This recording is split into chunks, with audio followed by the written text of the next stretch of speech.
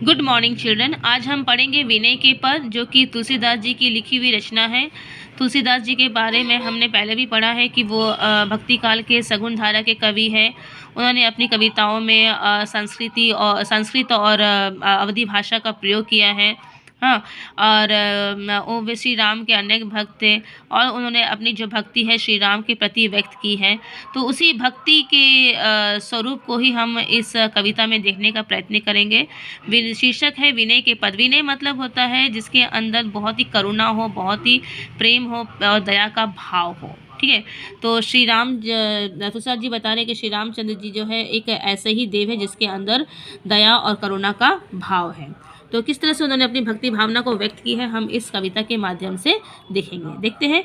ऐसे को उदार जग माही, ऐसो माने ऐसा को उदार, उदार माने जिसका हृदय बहुत बड़ा हो, जग माने दुनिया और माही मतलब समान। ठीक है, तो ऐसे को उदार जग माही माने यहाँ पर तुलसीदास जी बोल रहे हैं कि हे प्रभु श्री राम, आपके समान उदार करुणाशील देव जो है, भगवान जो है, इस दुनिया में कोई नहीं है।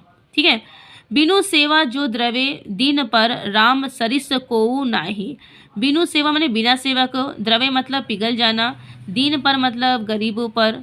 ठीक है, जो जिसे राम सरिस में समान, को माने कोई, नहीं मतलब नहीं। मतलब यहाँ बोल रहे हैं, तुलसीदास जी बोल रहे हैं कि हे प्रभु, आप इतने करुणाशील हैं, इतने दयावान हैं कि बिना आप तो बिना किसी सेवा के ही, अपने भक्तों के बिना किसी सेवा के ही आप उन पर द्रवित हो जाते हैं और उन पर अपनी कृपा दृष्टि देते हैं, अपना जो है कृपा दृष्टि देकर उनके जीवन की समस्याओं को दूर करते हैं। तो आप इस तरह ऐसा ईश्वर जो है, आपके समान जैसा वाला ईश्वर इस संसार में और कोई भी नहीं है। ठीक है, जो गति जोग विराग, जतन करी नहीं पावन मुनि ज्ञानी।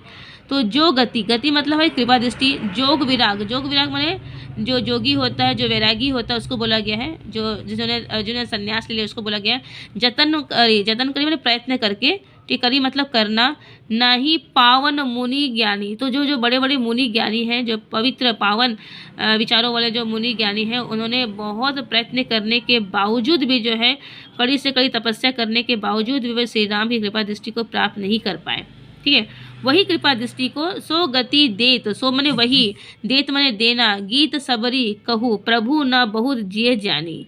ठीक है, जिए जानी, प्रभु न बहुत जिए जानी। जिए जानी मतलब है कि जानी मतलब जानना, जिए मतलब हृदय, हृदय मतलब क्या, हृदय से, हृदय मतलब हृदय नहीं, हृदय से। ठीक है, तो यहाँ बोल रहे हैं कि जिस कृपा दृष्टि को प्राप्त करने के लिए जो ऋषि मुनि थे, उन्होंने काफ़ी समय तक तपस्या किया, बहुत हर तरह का प्रयत्न किया, लेकिन फिर भी वो श्री राम की कृपा दृष्टि प्राप्त नहीं किए।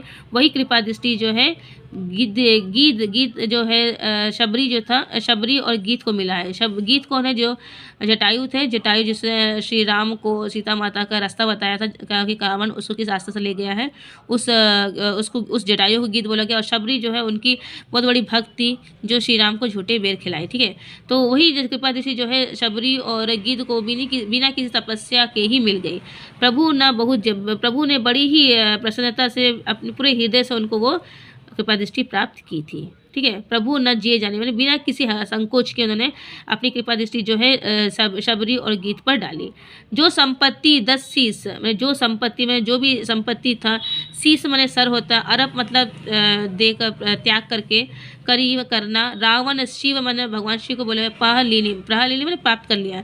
तो बोले कि जो संपत्ति रावण ने अपने 10 सिरों को बलिदान करके शिव जी से प्राप्त की थी, मैंने शिव जी का जो आशीर्वाद प्राप्त किया था, विभीषण को ये सब नहीं करना पड़ा।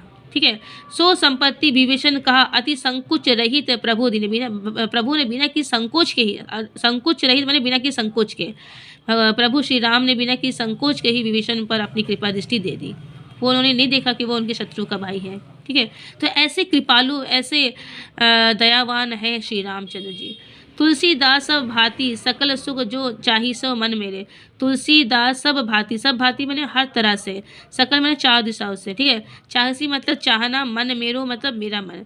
तो तुलसीदास बोलते हैं कि हे मन, जो तू हर तरह से चारों तरफ से जो सुख को प्राप्त करना चाहता है, जो कृपा दृष्टि तू प्राप्त करना चाहता है, तो उसके लिए तुझे क्या करना पड़ेगा? तो भजू मैंने भजना, भजन करना राम के, तो श्री राम के भजन करिए। काम सब पूर्ण कर कृपा निधि तेरो, ये जो कृपा निधि श्री रामचंद्र जी वो कृपा निधि है, वो सब तुम्हारे कार्यों को पूरा कर देंगे। अर्थात श्री राम की भक्ति भावना को तुलसीदास जी ने यहाँ प्रकट करने का प्रयत्न किया है कि श्री रामचंद्र जी जो है बहुत ही उदार हृदय वाले देवता, यदि हम उनके शरणों में जाते हैं तो हमारे वो सभी तरह की समस्याओं को दूर करने में हमारी सहायता करते हैं, ठीक है। तो आज मैं एक ही पैराग्राफ रख रही हूँ, नेक्स्ट क्लास में मैं नेक्स्ट पैराग्राफ कराऊंगी। आप पढ़ के देखिए, मैंने वर्ड मीनिंग में यहाँ बता दिया है। यदि कुछ प्रॉब्लम होता है तो आप मुझे ज़रूर पूछ लेगा लाइव क्लास में, ठीक है। Okay, bye bye, thank you.